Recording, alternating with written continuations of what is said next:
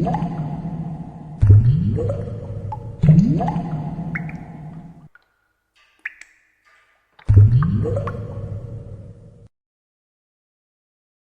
Hello दोस्तों, आज हम लोग फाइनली डिस्कस करने वाले हैं नॉर्मल्स और लाइटिंग्स के बारे में।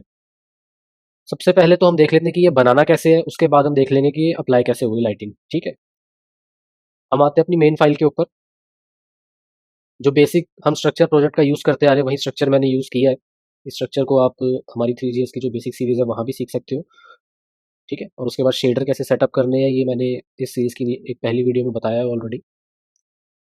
अब मैंने इसमें नया क्या किया है, देखो सबसे पहले तो मैंने एक स्फेयर बनाया, स्फेयर की ज्योमेट्री क्रिएट करी। ठीक है, उसके बाद नेक्स्ट थिंग जो मैंने करी है वो है कि इस स्फीयर की ज्योमेट्री में ना सारे जितने भी पॉइंट्स हैं स्फीयर को बनाने के लिए, जो भी पॉइंट्स चाहिए वो सारे पड़े हुए हैं, मुझे बस निकालने हैं।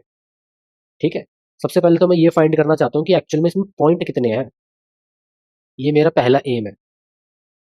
जब मुझे वो पॉइंट मिल जाएंगे, ठीक है, उसके बाद मुझे हर एक पॉइंट की पोजीशन को थोड़ा रैंडमली चेंज करना है। ठीक है, कोई 1 था तो उसको चेंज करके 2 कर देंगे, या फिर थोड़ा कम कर देंगे, ज़्यादा कर देंगे, ये सब मुझे करना है। ठीक, तो थोड़ी थोड़ी सी एडजस्टमेंट मैं करता चला जाऊंगा और हमारी जो फाइनल शेप है वो इस तरह की बन जाएगी। देखो कहीं पे ऊपर है, कहीं पे नीचे है। ठीक, तो यही काम हमने करना है। सबसे पहले तो इस ज्योमेट्री में से हमें पोजीशन का एट्रीब्यूट निकालना है, तो वो कैसे निकलेगा, geometry dot attributes dot position. ठीक है, अब यहाँ पे हमें मिल गया पोजीशन का एट्रीब्यूट। अब इस पोजीशन एट्रीब्यूट के साथ के पास बहुत सारी वैल्यूज पड़ी हुई है। हमें कौन सी वैल्यू चाहिए इसमें से, कि एरे। एरे क्या है, जिसमें कि सारी वैल्यूज पड़ी हुई हैं, यानी कि सारे पॉइंट्स जितने भी हैं उनके एक्स वाई जेड कोऑर्डिनेट्स जो भी हैं वो सारे पड़े हुए हैं इस एरे के अंदर। तो सबसे पहले तो हमने एरे की लेंथ फाइंड कर ली। ठीक है, अब एरे की एक यहाँ पे प्रॉब्लम आप मान के चलो, बिकॉज इस एरे के अंदर ना एलिमेंट्स पड़े एक्स वाई जेड, फिर उसके बाद फिर से एक्स वाई जेड, फिर उसके बाद दोबारा एक्स वाई जेड। ठीक है, ये एक्स वाई जेड क्या है, एक सिंगल पॉइंट है। लेकिन इसके अंदर ऐसा नहीं पड़ा कि पॉइंट 1, पॉइंट 2, पॉइंट 3, ऐसा नहीं है। इसके अंदर डायरेक्ट पड़े हैं कि पहले पॉइंट के एक्स वाई जेड, उसके बाद दूसरे पॉइंट के एक्स वाई जेड, उसके बाद तीसरे पॉइंट के एक्स वाई जेड। तो ये यहाँ पे प्रॉब्लम है इसकी। ठीक है, तो हमने लेंथ तो फाइंड कर ली, लेकिन उसमें एक्चुअल पॉइंट्स कितने हैं, एक्चुअल पॉइंट्स तो कम है उसमें। वो हमें कैसे पता चलेगा, कि जितने भी पोजीशन एट्रीब्यूट में से आइटम साइज एक इसकी प्रॉपर्टी है, कि मतलब एक आइटम कितने साइज का है, यानी कि एक पॉइंट कितने साइज का है। तो एक पॉइंट तो भी 3 एलिमेंट लेके बन रहा है, एक्स वाई एंड जेड। तो वही हमने यहाँ पे बताया कि पोजीशन एट्रीब्यूट का जो आइटम साइज है वो है 3 मान, क्योंकि 3 होगा यहाँ पे। ठीक है, उसको हमने लेंथ से डिवाइड कर दिया, तो हमारे पास एक्चुअल जितने भी पॉइंट्स हैं उनका काउंट आ जाएगा, मतलब कितने पॉइंट है एक्चुअल में। ठीक, उसके बाद हमने एक अपना एरे बनाया, रैंडम एट्रीब्यूट एरे।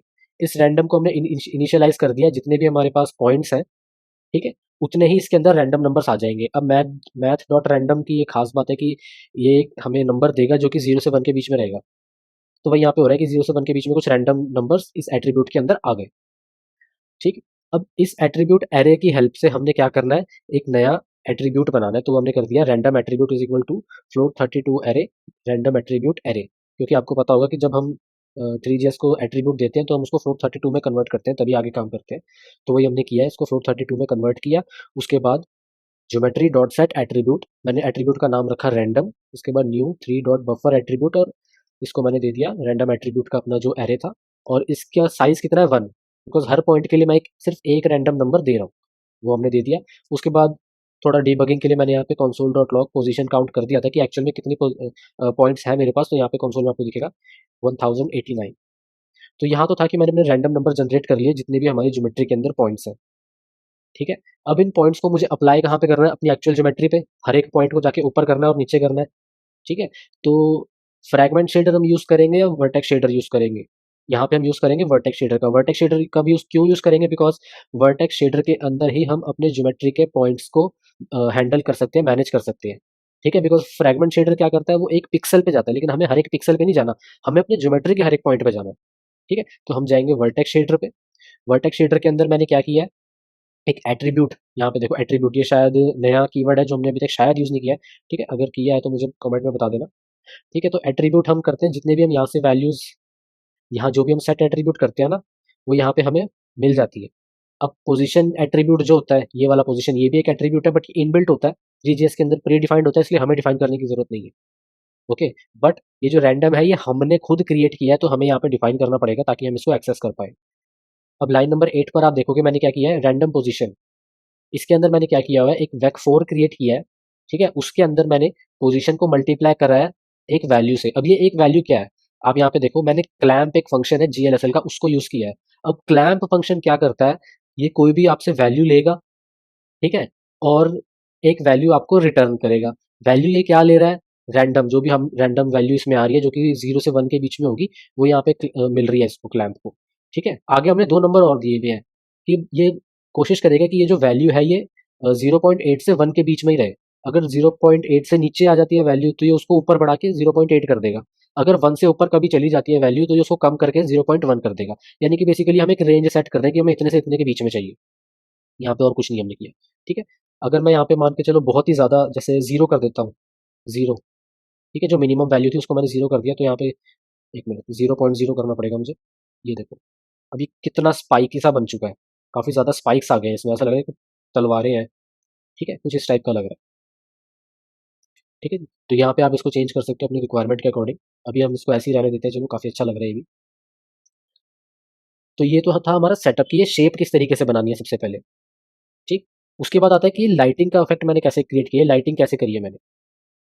ओके जी, उसके लिए आपको करना पड़ेगा सबसे पहले अपने वर्टेक्स शेडर के अंदर ही एक वेरिएबल बनाना पड़ेगा। इसको आपने वेरिंग लिखना पड़ेगा, ध्यान रखना ये आपको वेरिंग लिखना है।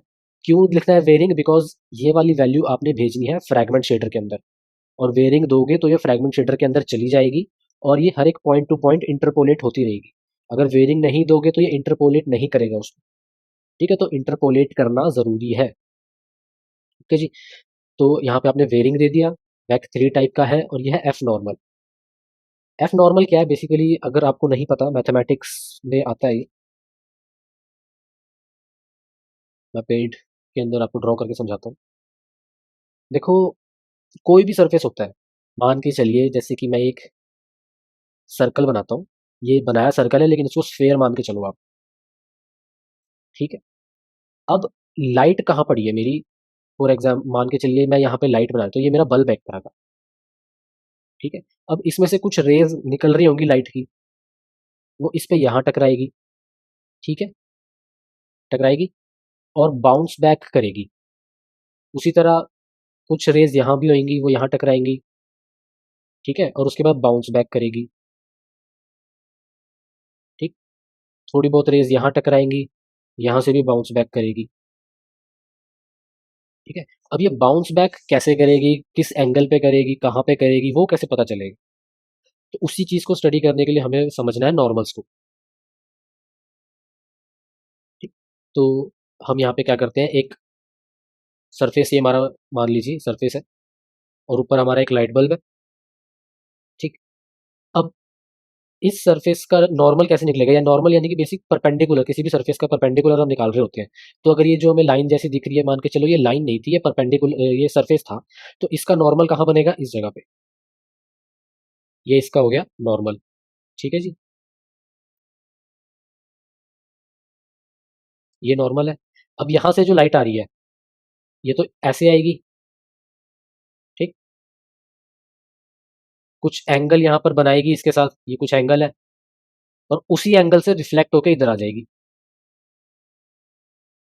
ठीक है, अब ये वाला जो हमारे पास एंगल आया है और ये वाला जो एंगल बनेगा, ये दोनों सेम बनेंगे। ये नॉर्मल बेसिक मैथमेटिक्स चल रही है। तो वो एंगल क्या होगा क्या नहीं होगा ये कैसे पता चल रहा है, इस नॉर्मल की हेल्प से पता चल रहा है जो हमने परपेंडिकुलर जनरेट किया हुआ है। ठीक है, 2D में आप परपेंडिकुलर बोल लेते हो, बट 3D के केस में हम नॉर्मल ही बोलेंगे इसको। ओके, तो हमें यही फाइंड करने होते हैं नॉर्मल, लेकिन 3GS के अंदर हमें ये बने बनाए मिल रहे हैं। नॉर्मल वेरिएबल है एक, इस नॉर्मल वेरिएबल से हमें ये मिल जाता है। तो हमने यहाँ पे क्या किया, एक एफ नॉर्मल यूज किया है। इस एफ नॉर्मल को हमने नॉर्मल का इक्वल रख दिया, यानी कि उस पर्टिकुलर पॉइंट के लिए नॉर्मल कौन सा है वो इन्फॉर्मेशन कहाँ आ गई, इस एफ नॉर्मल में आ गई। अब क्योंकि ये वेरिंग टाइप का है तो ये हमें फ्रैगमेंट शेडर के अंदर मिल जाएगा, तो हम फ्रैगमेंट शेडर में आ जाते हैं। अब हमने इसको यहाँ भी डिफाइन कर दिया ताकि एक्सेस कर लें। ठीक, अब उसके बाद मैंने क्या किया है, उसके बाद मैंने एक लाइट क्रिएट करी है यहाँ पे। लाइट की मैंने लाइट क्रिएट करना, बेसिकली लाइट कुछ नहीं होती, सिर्फ एक पोजीशन होती है और एक कलर होता है। ठीक है, जो बहुत बेसिक लाइट होती है वो यही होती है कि एक पोजीशन है और एक कलर है, दैट्स इट। ठीक है, तो ये हमने कर दिया, और ये उसकी हो गई, ये उसका हो गया कलर। इसके अलावा और भी चीज़ें आप ऐड कर सकते हो, फॉर एग्जांपल डायरेक्शन की, किस डायरेक्शन में है लाइट, वो भी आप ऐड कर सकते हो, बट फिलहाल के लिए हम बहुत बेसिक रख रहे हैं चीज़ों को। ठीक, तो हमारे पास पोजीशन है और कलर है। अब आपको एक और मैथमेटिक्स का कंसेप्ट समझना पड़ेगा, डॉट प्रोडक्ट क्या होता है। ठीक, अगर आपको मालूम है तो बहुत अच्छी बात है, अगर नहीं मालूम तो मैं आपको एक छोटा सा ओवरव्यू दे देता हूँ। ठीक, देखो, अगर आपके पास दो डायरेक्शंस हैं, ठीक है, एक ये डायरेक्शन हो गई इधर की तरफ, एक ये डायरेक्शन हो गई, ये इधर की तरफ है। अब ये डायरेक्शन आपस में कितनी ज्यादा सिमिलर है, ये हमें कैसे पता चलेगा? ये हमें पता चलेगा डॉट प्रोडक्ट की हेल्प से। ठीक है, सिमिलरली एक डायरेक्शन हमारे पास ये है, अगर दूसरी डायरेक्शन ये हो गई, तो ये कितनी ज्यादा सिमिलर है या कितनी ज्यादा डिफरेंस है या सिमिलर है, जो चाहो कह सकते हो। ये हमें कैसे पता चलेगा? डॉट प्रोडक्ट से। डायरेक्शंस ऐसी भी हो सकती हैं कि एक लाइट ये है या एक डायरेक्शन ये है और दूसरी डायरेक्शन ये है। मैं डायरेक्शंस की बात कर रहा हूँ, वैसे ऑफिशियल टर्म तो वेक्टर यहाँ पे यूज होती है, बट हो सकता है लोगों को ना भी पता हो वेक्टर क्या होता है। तो यहाँ पे आप सिंपल तरीके से समझो, एक डायरेक्शन की तरह इसको मान के चलो, तो ये डायरेक्शन कितनी ज्यादा सिमिलर है। ठीक, तो वो भी हमें डॉट प्रोडक्ट से पता चल जाएगा। ठीक? अब इस बात को ध्यान से समझना कि अगर डायरेक्शन हमारी एग्जैक्ट सेम है, जैसे कि ये दो डायरेक्शन है, ठीक, यहाँ पे तो आपको पॉजिटिव या थोड़ा बहुत एंगल भी हो सकता है, फिलहाल जनरली आप अगर उसको पैरेलल मान के चल रहे हो या थोड़ा बहुत एंगल है इनके बीच में, कोई दिक्कत वाली बात नहीं है। यहाँ पे आपको वैल्यू मिलेगी पॉजिटिव, इतना ध्यान रखना बस, कि अगर सिमिलर से तरफ जा रहे हैं, थोड़ा बहुत एंगल बन भी रहा है, कोई दिक्कत नहीं, चाहे वो वन भी, ये पॉजिटिव वैल्यू वन भी हो सकती है या वन से थोड़ी कम भी हो सकती है, वो मैटर नहीं करता। अगर सिमिलर सी डायरेक्शन में जा रहे हैं दोनों, तो ये पॉजिटिव रहेगा। अगर ऑपोजिट डायरेक्शन हो रही है, देखो यहाँ पे बिल्कुल अपोजिट सी डायरेक्शन हो रही है, तो हमारे पास ये वैल्यू माइनस में आनी चाहिए। ठीक है, अगर इनके बीच में ये 90 डिग्री का एंगल है, 90 डिग्री, प्रॉपर 90 डिग्री बोल दिया मैंने, तो ये आपकी वैल्यू आएगी जीरो। जीरो, ठीक है जी। अब हमने क्या करना है, जो हमारा नॉर्मल है और जो हमारी लाइट है, ठीक है, लाइट की जो पोजीशन है, हमें पता लगाना है कि इन दोनों के बीच में किस तरह का एंगल बन रहा है, मतलब ये सिमिलर है या नहीं है। अब ऐसा क्यों पता लगाना है, वो यहाँ पे देख लो। ये हमारा सर्कल है जो हमने ड्रॉ किया हुआ है, ठीक है। अब हम कंसीडर कर रहे हैं इस वाले पॉइंट को, इस पॉइंट को डिस्कस कर रहे हैं अभी। एक पर्टिकुलर पॉइंट हमें लेके चलना पड़ेगा। इस पर्टिकुलर पॉइंट के ऊपर जो नॉर्मल है वो इस तरह का है, ठीक है, इस डायरेक्शन में है नॉर्मल। ओके जी। और जो लाइट आ रही है हमारी, वो किस डायरेक्शन में है, वो कहाँ से आ रही है? लेट्स अज्यूम लाइट हमारी यहाँ पर पड़ी है, ठीक है जी। लाइट हमारी यहीं से आ रही है, तो इसका कलर हम दे देते हैं, ये दे देते हैं,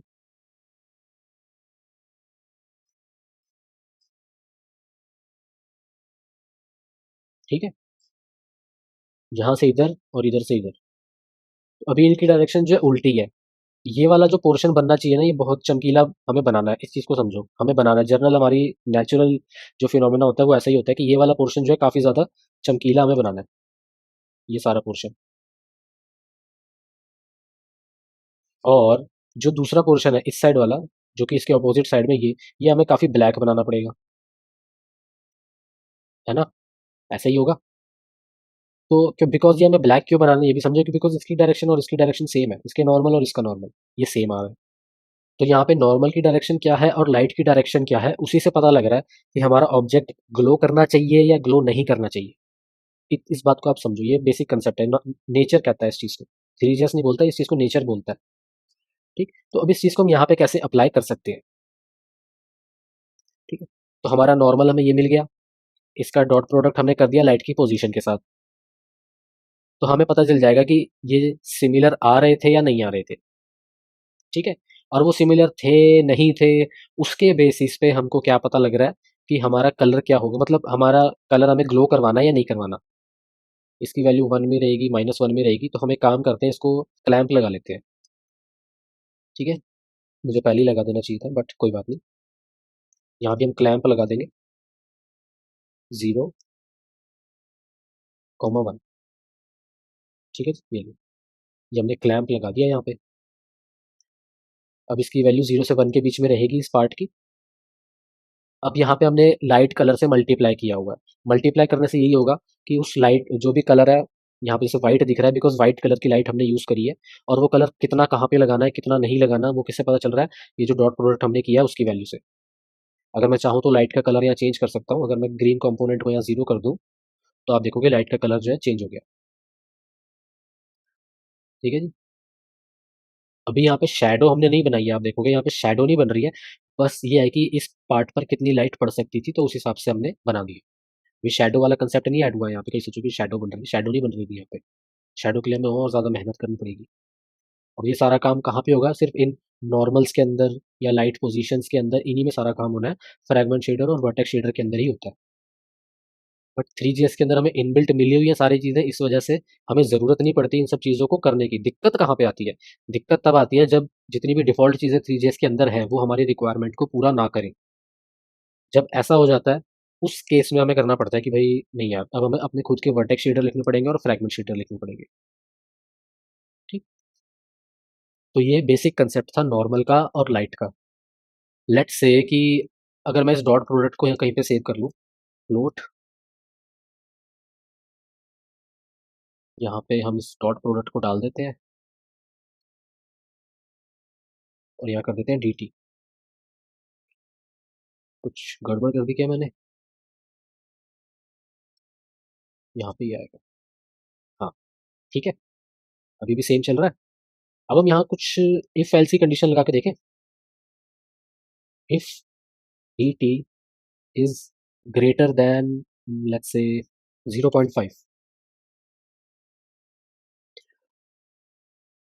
उस केस में हमारा लाइट कलर, एक काम करते हैं यहाँ से उठा के यहाँ डाल देते हैं। ये हो गया। उसके बाद एल्स के अंदर हम लिख देते हैं ये। अच्छा, कलर हमें ऊपर डिफाइन करना पड़ेगा, चलो ऊपर कर देते हैं, कोई बात नहीं।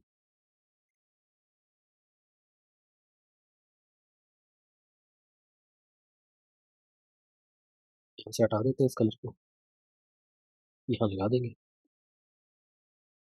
अब इस केस में हम थोड़ा चेंज करके ये,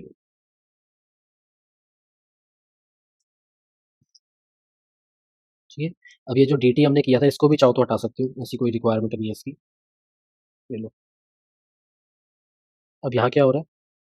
ये जो आपको पिंक कलर का एरिया दिख रहा है, पिंक या पर्पल कलर का एरिया दिख रहा है, ये वो जगह है जहाँ पे लाइट प्रॉपर पड़ रही है। ठीक है, 0.5 से बेसिकली ज़्यादा पड़ रही है। और ये जितना ब्लू कलर का एरिया आपको दिख रहा है, ठीक है, यहाँ पे लाइट बहुत कम पड़ रही है, यानी 0.5 से काफ़ी नीचे है। तो आप यहाँ पे एक्सपेरिमेंट कर सकते हो। ठीक, मैं फिलहाल इसको रोल बैक कर रहा हूँ। जितना भी क्रिएटिव काम होता है, वो बेसिकली इन्हीं चीज़ों को यूज़ करके किया जाता है। जितने भी आपने स्नैपचैट वगैरह के फ़िल्टर देखे होंगे, काफ़ी अलग-अलग होते हैं। तो इन्हीं सब चीज़ों को यूज़ करके करते हैं, वर्टेक्स शेडर के अंदर या फ्रैगमेंट शेडर के अंदर कुछ, उसके बाद उसमें कुछ एआई वगैरह ऐड करके आपको पूरा इफ़ेक्ट वगैरह दिखा देते हैं। तो अभी तक जो कुछ भी हमने डिस्कस किया है, अगर आप लोगों को वो अच्छे से समझ आ चुका है, तो कांग्रेचुलेशंस। अब मैं चाहता हूँ कि आप लोग अपने खुद के क्रिएटिव डिज़ाइन्स बनाइए और मेरे साथ शेयर कीजिए। मिलते हैं नेक्स्ट वीडियो में।